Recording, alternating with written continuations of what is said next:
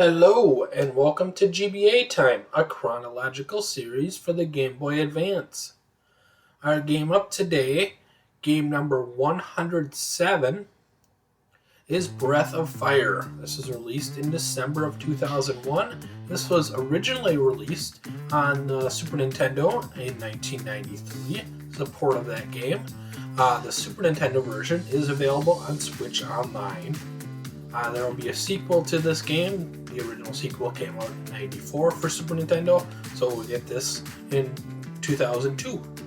So about 100 episodes from now, or less. $100 complete inbox value as well. A lot of these RPGs do have a nice complete inbox value, so you'll see that. Alright, that has a very nice title screen with the blue flames there. And we'll jump into a file I had previously started here, working my way between the first and the second town.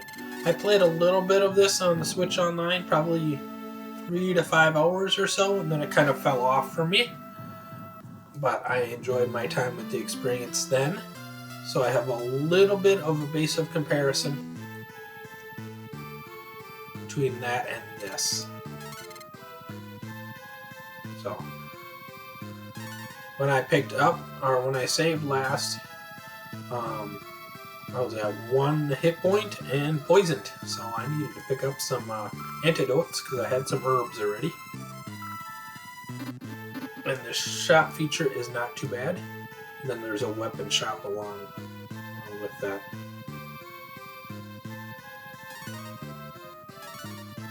Well, of course, I used the antidote for the poison, but I forgot to visit the inn, which was in the door that I was standing right next to. And as with many of these RPGs, especially of that 80s and early 90s era, you're going to see a lot of randomized encounters. So the sprite's not on the screen, the enemy is just popping up.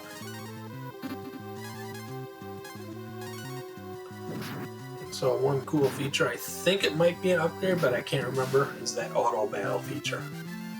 So you flip that over to auto battle and it will complete the battle for you.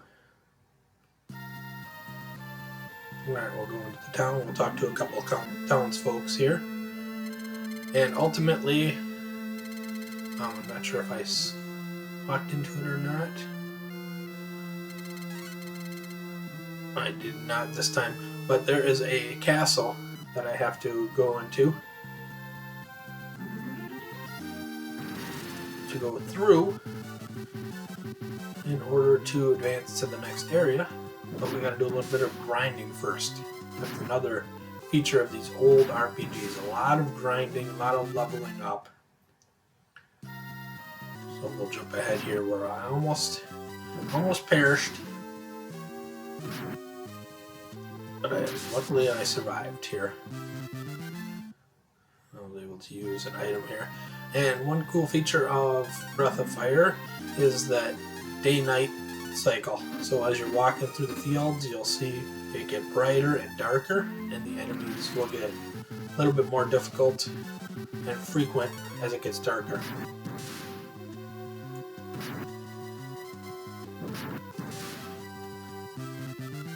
So I did level up here. So I think they adjusted that a little bit.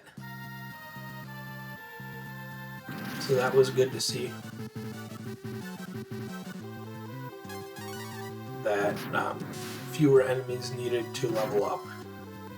So you're going to be attacking a lot of these slime-like creatures.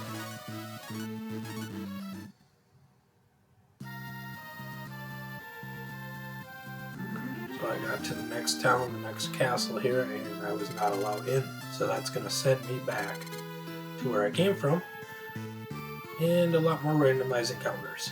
So randomized encounters are not my favorite thing in the world, unfortunately. They're the thing that holds me back on a lot of these old-time RPGs. I grew up with Earthbound, I grew up with Chrono Trigger, I grew up with Super Mario RPG, all of which have their sprites on the screen, so you can avoid them. attack them if you want. However it goes. So luckily I was able to get back to my original starting spot, my original town here, with barely any life and barely any herbs left, or no herbs left.